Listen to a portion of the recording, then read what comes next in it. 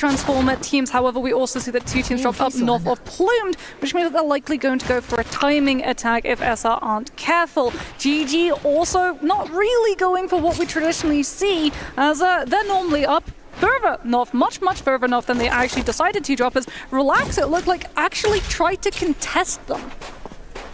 Now, off spawn, looking at the scores here, the top 4 or 5 teams, they're all in striking distance of getting over this match point. 47, not really the highest amount, but teams have been absolutely crushing today. We are going to get ASC's miss, going to get executed. A little bit of a split looting situation. DRG's trying to take advantage of this. Han, though, with the flank, with the peel, trying to get his teammate out of this situation. Donkey is going to go for a ride by the fist uppercut combo, but Donkey going to try to pop a heal, fade back, able to dodge that nice focus. Excellent dodge coming out of it. Kakashi as well, now peeling off Han. Xiao Wen there, Justina is going to fall, miss on the Viper. Still with Han on the Syra. Can they find the tag team to take down WX98? Nice kiting coming out from WX98. Kakashi is coming in with the flank. Han having trouble locking anyone down, but Miss is going to get supported by this Syra, taking Don Q for a ride. He is going to find the kill, and Miss going to eat that soul blue, picking up his health. V2 is going to be coming in. Silence going to come down, but a parry, a mistake from Han, putting his team in a tough position. Now Miss in getting the combo going down. Kakashi did come back with this flank, getting stuck in the corner. Miss finding the follow-up, has him against the rope, but Miss looking for these wild uppercuts. Kakashi is going to find a parry. Han trying to close this out. Kakashi against the world is finally going to get taken down from Miss. Oh, is that the first salty run back of the day that we got to see coming up through from ASC, as they literally just send Jiawen back to the Soul Altar and immediately cycle him right back into that fight, as we can see Bowder and OUG going head-to-head. Bowder with that Matari ultimate are going to be running out. Jinyu as Incredible tries to grapple, but it was a fake.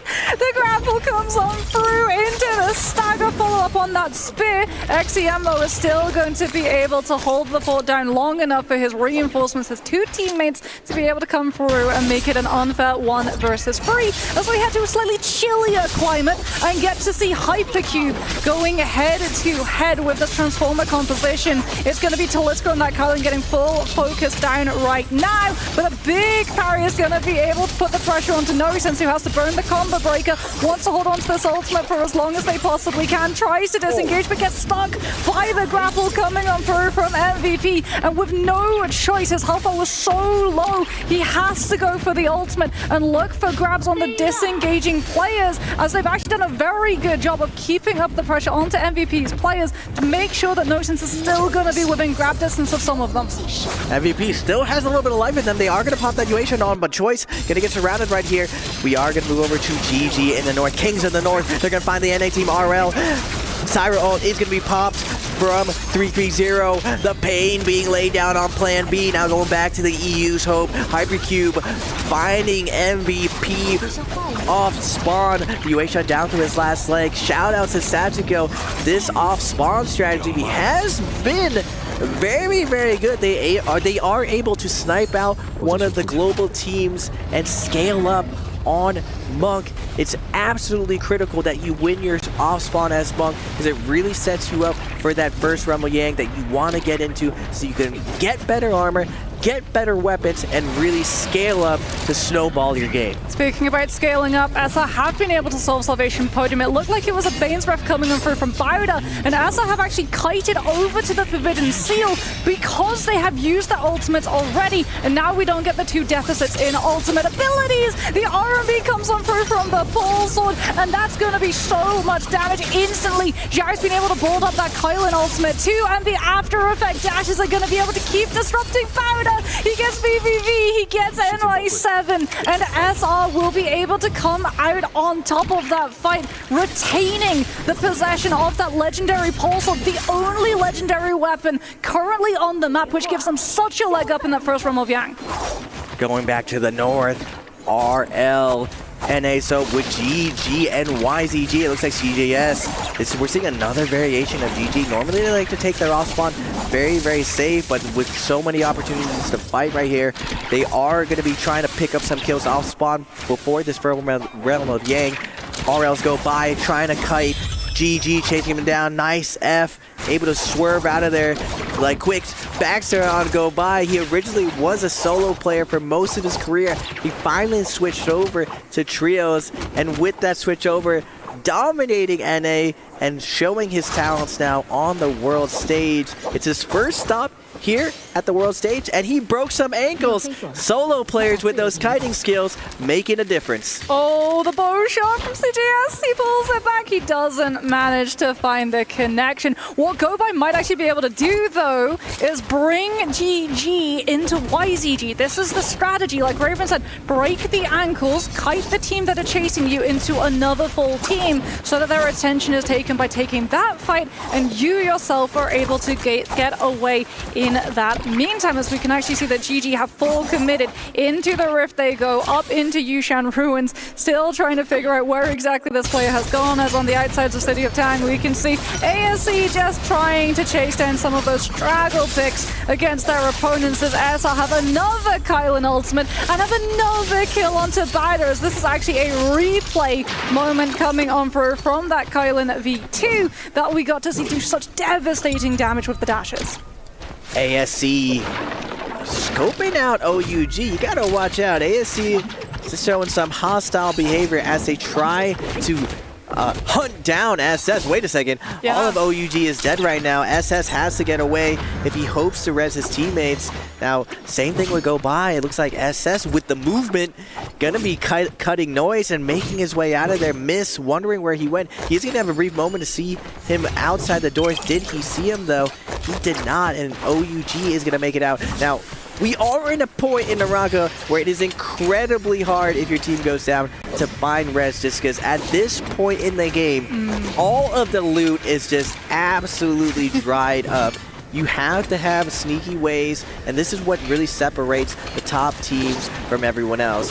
When they're against the wall and they shouldn't win, true champions always find a way to bring their games back.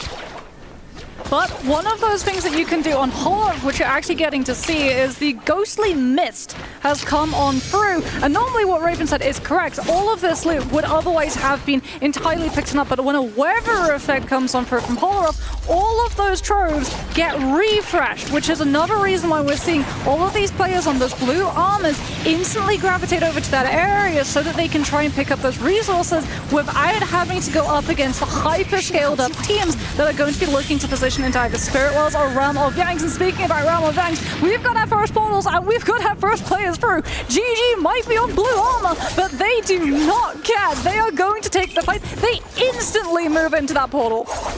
Yeah, if I'm GG as well, most of these teams fear GG. There's very few teams in the league that hold an over 50% win percentage in the Realm of Yang. We are going to go over to TJJ versus Bauda. Bauda with so much horsepower under their hood. Multiple carries on this team. XCM's going to be on the Yushan ult, but TSG, look, TJG looking for the grab right now. Jang swinging over and over, but XCM doing a good job of peeling this Kylan off. Ultimate is going to be coming down. Viper stun does go down. They aren't going to catch anyone out in the open, but XCM is going to slow down a ton of these offense. 2 ults are down. We're going into phase 2 as now Matari ult is going to be popped. But it's out of sync with the Yushan. He didn't get 2 casts of the Impale on his ultimate. He's now just got 1 cast of that everybody refresh. And off of the back of that, it feels like it's just going to be open season for the Yushan. He's down, and now it's a numbers advantage for TJG, who haven't even had to burn the Zip ultimate. It comes through now, and they're still finding the isolations. YZZ is starting to take a little bit too much damage, goes over to the pillar, looks for the skill rush to set up the slam down of the vertical spear to catch onto an unsuspecting player, and that is going to be a clean sweep for TJG. Nice flank coming from TJG. Now, in early Naraka, it used to be about just parries and trios, but now we see a lot more role-playing when it comes to these fights. You see those light attacks, other players setting each up for those slam dunks. You saw YZZ coming in with those big flanks with that spear. Big damage coming down, but he could not get those hits unless his teammate was spamming light attacks to guarantee he wouldn't get parried. There's no way they fight GG, right? He comes down. Teams. It doesn't matter. We want the kills, Moxie. Everyone's so close at match point. Might as well take this fight right now. GG's LXM is gonna delete their support player of TJG. Afran is going to go down, but Jankang has some hope here. Gets one grab down. Unfortunately for YZZ, he is going to be taken down very, very low, and Kylan is going to be burned. Yeah, it's still going to be TJG, like you said, without that Kylan ultimate. Now going to be relying potentially on a Monk grab, but no, he's out of his ultimate without TJG getting an opportunity to turn that fight, as 5-2-1 are going to be able to win that Realm of Yang fight. We cut back to have a look at this poor Kylan, who's still having to play like a squirrel monkey. Up the trees he goes, dagger in the pocket so he can charge up those skill rushes as quickly as he possibly can and stay ahead of his pursuers as he tried to kite over to Ballista, but what an interruption coming on through. The Justina dash from YCG freezes him in his midst, and he manages to get caught out before he can put himself on the hot seat. Oh my goodness. This is like another version of GG. This aggression, absolutely insane. Immediately, Moxie pointed out they just fought for the buff, not worrying about the outcome. And 3-3-0 doesn't mind right here in this position. Does still have a million, but he is going to get a double parry though, knocking Zen away. Get off me. 3-3-0 is going to go down, but it doesn't matter in the second res. Ballista raining down fire, and CJS, wait a second. Does CJS still have his buff, or did he res right here? It looks like he did have his buff. Looking to die right here. And now from behind, Jang is going to come in with the flank. YZG sees another red buff, and it looks like YCG, with this perfect timing, is going to capture the remnants of this fight, picking up a ton of kills off these super scale teams. Work smarter, not harder. Yeah. They pick up a ton of kills off the shambles of a big fight. That's actually really smart. Like you said, they were sticking around in the area. They knew that the teams that won Yang would be coming back through the portals that they entered into it, potentially looking to take the fight and knock the stronger team's momentum out. As we can see, this is the way that the Kebab composition plays. Matari ultimate to refresh, a recast of that Impale coming on through from this Yushan. XTM hasn't been able to find a target to skewer this time though, and now they don't have the Matari ultimate. The punishment of the investment for the refresh means that they have to just break LOS from the Viper ultimate the traditional way, but it's been able to find the isolation. XTM trying to find the 1 versus 1 against Dongqing right now, keeping up the pressure with the grapples and horizontal movement continued from the LMB of the nunchucks, but the Viper's been able to kite back to the fight. The app ability comes on through, stopping them from getting peel, and that's going to be a 1v1, turning now into a 1 versus 2, as Bowder just have to make sure that they don't commit a faux pas in terms of light attacks, focus attacks, and looking for a parry. But oh no, the parry comes on through. They've got enough numbers to be able to survive that mistake, but that was almost a play from Bowder traded. Going back to the south, 5-2-1 and SR locking horns right now. 17S's ult is going to go down. No ult to his name. And now 5-2-1's going to activate. Pampy with the Takeda ult, looking for the shove. Looking for 17S against the corner. Nice presence of mind from 17S. Looking, finding the parry from the flank. Fat Milk, Pampy trying to surround this bunk, but SR's 17S is a parry machine. 2 parries to his name. Fat Milk, 5-2-1 on their back heels. And another parry coming out from SR. Nothing 5-2-1 can do. All these unsafe focus attacks just get it absolutely punished, and SR puts all of them in the dirt. Oh my goodness, the parry potential is crazy right now in Riyadh, as not only do we have such a fast latency, we also have to remember that parries got changed a while back. It used to be that you could only parry forward facing. There was a cone in front of you. Now it's a whole circular AoE. Your entire person, 360 vision, is going to be able to parry you, so you can actually go for 180 parries without having to turn and face that position. And that's the reason why we see, back when Riven was talking about the flanks into the Realm of Yang, why it's so important that you actually stagger lock the opponent. Because even if someone comes in from absolutely out of nowhere, if a parry animation is going when they go for a drop-down focus attack, they're still going to lose the weapon, and that opportunity gets turned against you, as not only do they get the parry off, they get the follow-up riposte damage too. Yeah, 5-2-1 should definitely know better. They are parry champions themselves. Now going over to the realm of Yang though, we got GG versus SR. GG Juggernauts. But looking at SR's loot, this team has so much loot on them and they're on Transformer. They are going to open up with the first grab. Temmie already has his armor stripped away. GG forced on the defensive 3-0 on the Cyber, trying to peel for his teammates, trying to get him out of there. CGS doing a good job using the wind wall to dodge all these grabs, getting in some flank in the middle of the Munklegs. My man does not care. We're getting that damage in. Rico now in a tough position, trying to slow down the roll of CGS. Big Parry's gonna come down, gonna leave him on the ground. Slow your roll. Zhao though on the Kylan, laying down the law, slashing through. His ult is gonna be running out, and now with LXM down to 1 HP, he's looking for the last hit, but LXM with the overhaul is gonna get that big damage in. Rico's gonna come up and follow up to close him out, and SR is gonna take down the Titans. GG. I mean, SR's synergy right now is absolutely stellar. The openings that they're creating, the fact that they knew that their Kylan could go for a really risky gambit because he had his combo breaker available, and then he could call Rico in for backup, and the Zip provides that healing opportunity. They are looking so incredibly dominant as we have a look at the eliminations that they've been able to tally on up, because they're already past the double digits. They're on 17. We normally talk about a 20 bomb coming on through. We might actually see a rivalry for the record of upwards of 30. Yeah, oh my goodness, 17 kills. They definitely have the most kills of the day. Will it be for the whole tournament? Already at 40.5, closing the distance for that match point threshold. Now going over to Bowder, we're seeing the musical chairs of that armor. Very interesting stuff. I was going to be surprised if they put it on the Yueshang. Yeah. What day? Yueshang never gets the best armor. Usually, you seeing straight blue, green, and purple, you want to put the armor on your squishiest character. Now Viper, even though we've talked about her ultimate, we've talked about her silence, and we talked about everyone running away from her, you also run towards her because she is a balloon. You can pop her really fast. She doesn't have many tools to get away from focus fire. Yueshang, on the other hand, the reason why we call things transformers, you do transform, you get a full heal in that transformation, making you a lot more durable than other compositions. And we are seeing this modern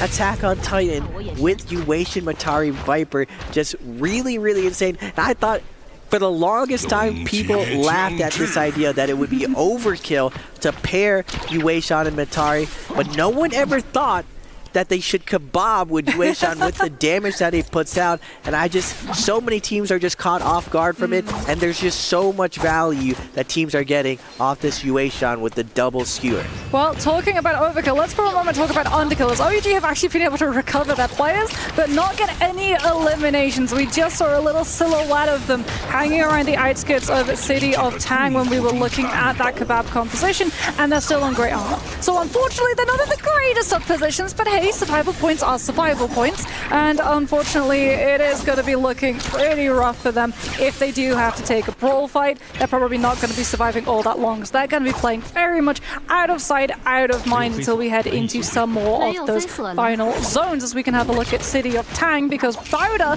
with that legendary armor on NY7 for that Viper, are going to be looking incredibly strong right now. Unfortunately for them, it's not a great position for a Viper ultimate to come on through, as we can see from all of the tight corners, the door frames, the windowsills. GG are going to have a lot of terrain where they can use to just break the ankles and get away from that Viper ultimate, as SS has actually been found out. Hold on a minute. OUG? SS? Did we take a wrong direction now? Satnav? Why are we in the middle of City of Tang when the rest of our players are rotating incredibly far away? Multiple teams all coming to this city area. It's so hard to lock people down with the movement of these players. GG, though, in a tough position themselves. They normally win the Realm of Yang, but when you lose your Realm of Yang, you need to find these solos, and unfortunately for them, they are going to be chasing NA's RL, kiting through the city. On the other side, EU's Hope, looking very good right now. HyperQ up to 3 kills on their Transformer game on the southern side. Staying safe I know rotation super important when it comes to this Yang depletion situations. Multiple teams all looking around, and we have one of the Titans, GG, trying to find a kill. I just don't know, Moxie, if finding a kill in this location is going to net any value for GG as their time is ticking away. Yeah, well, we have Sandstorm ticking away as well, and you can actually see all of the turrets in the area have been refreshed as a result. So a lot of these resources now going to be up for grabs, as it looks like it's going to be a full final zone in City of Tang. So lots of verticality, as everybody is just going to be, you know, gathering at the rift dealers, making sure that we have everything that we want to, but you know what, piece has been broken. MVP managed to come on through with a Viper ultimate and paper it. GG instantly, the verticality of those flying knives, being able to find the decent damage onto the players below them, and off of the back of that, I'm sure they're going to be able to follow up into this Yushan Terracotta Warrior. It's just a matter of dealing with the last little fragment of Hong's health bar, and there he goes, and GG will be able to pick themselves up both the kills and the soul blooms, which means that it's just that Cicada now who is going to be afflicted with Yang depletion, forcing them to have to fight a little bit more aggressively. Beautiful play from GG, really displaying the triangle of like the rock, paper, scissors in Naraka's compositions. Viper, Attack on Titan, beats Monk, but Monk can beat Sand Siphon, but Sand Siphon does beat Viper. That Temiel perfectly countering the stun, and the all-in potential of Sand Siphon is absolutely devastating. You want to triple ult us? We'll triple ult you back. GG lays down the law, burning all of their cooldowns, and just because of that scaling ability of Takeda, they were able to find that win even against a new Kebab comp. Well, SR is going to be looking like an absolute powerhouse in a minute, because they are uncontested in being able to pick up those buffs. Everybody else now plays to the tempo of SR's tune, and we're going to be seeing a lot of teams cannibalize their positions so that they can make a team weaker, more appetizing for SR to turn onto, and their own skin can be saved, as this is just full rotation. No one wants to stay too long. We've also got that Sunwell flag going on for these players who have that depletion. They have one way to be able to cleanse it other than getting a kill, and that's grab that flag and transport it over to the altar, hold it there for 10 seconds uncontested, and you will be able to cleanse that depletion for the entirety of your team. But I don't know if they're going to go uncontested, Raven, as a SR actually come on through with the interception. 17S goes through with the Tianhai ultimate. He grabs the player holding the flag, and SR have been able to use the capture the flag mechanic as bait. It's Capture the Flag Naraka edition, and we see 17S Monk wanting to eat. All these players trying to cleanse right now. Hypercube making their way to the left right now, letting SR know, hey man, we're not that hostile, we're both monks right here, because SR is the absolute juggernaut of the lobby. They are snowballing out of control. They could probably build a snowman with how many kills they have. 18 kills to the name, 41.5. If they keep getting more kills, they are absolutely going to pass this threshold if they manage to take the MVP with that 1.2 multiplier. Now Bauda on the edge right here. Now they are not one of the monks teams. They're not friendly. The age-old enemies, Viper versus Monk.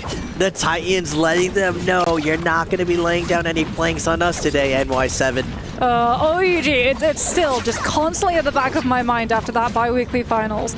They might actually come on through. They've got a Tianhai and a Valda. You don't need scaling to hit your ultimate. They might literally just go for the petty play of denying the kill score multiplier to SR with those two ultimates, just giving them such a huge bolster of health bar when that zone collapses. And that's going to be something that SR are definitely going to have in the back of their heads, because they heard a Valda ultimate go off in that fight against City of Tang. They know that there is a Valda somewhere on this map.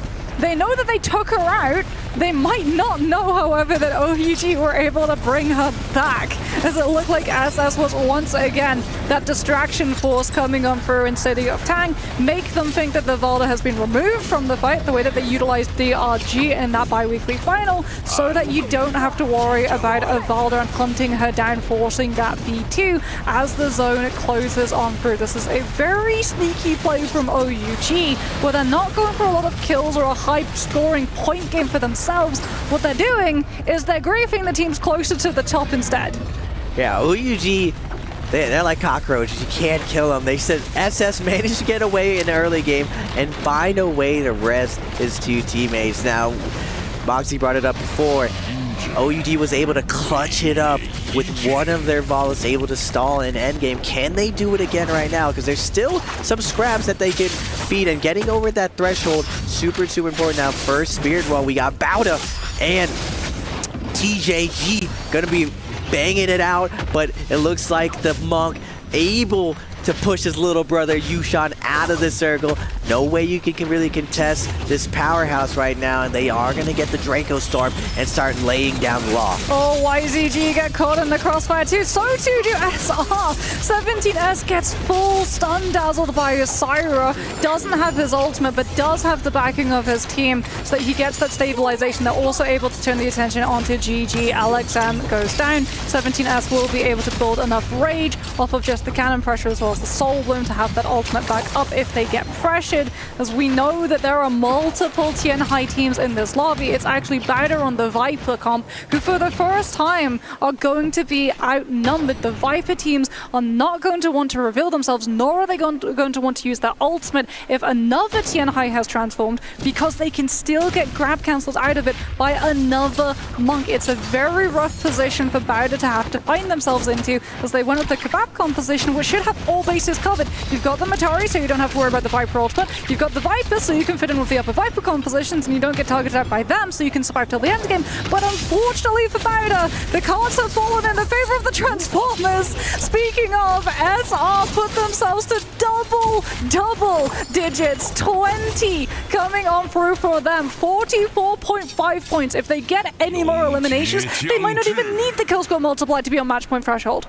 Another one, Moxie. They just keep finding more and more kills. The snowballing is out of control right now. The rest of the team's just trying to hide away from this dominant SR teams. They're controlling so much space on the map. Everyone's like, no, you get near them. No, you get near them. I don't want to get anywhere near this team, SR. Even the Draco Spirit team is just like, I don't know, man. We look alike. We are another Monk team, but SR is just too powerful, even with that Draco Storm buff.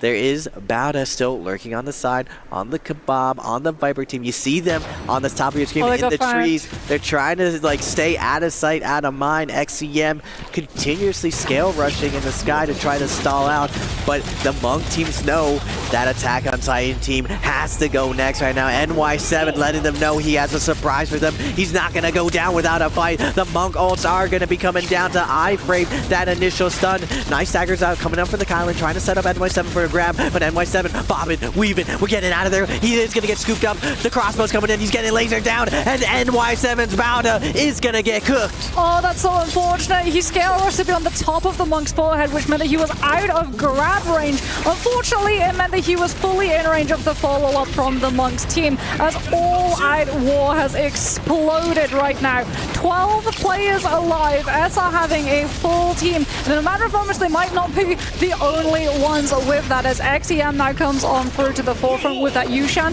We're going to see 17S go for his transform state alongside all of the other TN highs in the area, and now it becomes an absolute smorgasbord. If one TN high finds a grab, the other TN high is going to be able to find the reverb after that throws come on through. Everyone is going to be looking for that one opening to be able to secure themselves one of these naps so they can get that sustain off of the V2. XEM out of his ultimate is going to go down. Bauda are bleeding so many of their players, but SR are crucially denied so many of these eliminations. However, the ranking points surviving these other teams are pushing them closer and closer and closer, and they're on 47. Match point threshold has been secured, and SR are going to potentially be the only team. Maybe if OUG starts walking away with some of these picks in the kill score multiplier, they can try and equalize that spacing. But remember, OUG are in such a rough position scaling-wise. It's going to be a matter of griefing the finish rather than finding the picks. OUG just won't go out without a fight. They started this endgame in blue armor.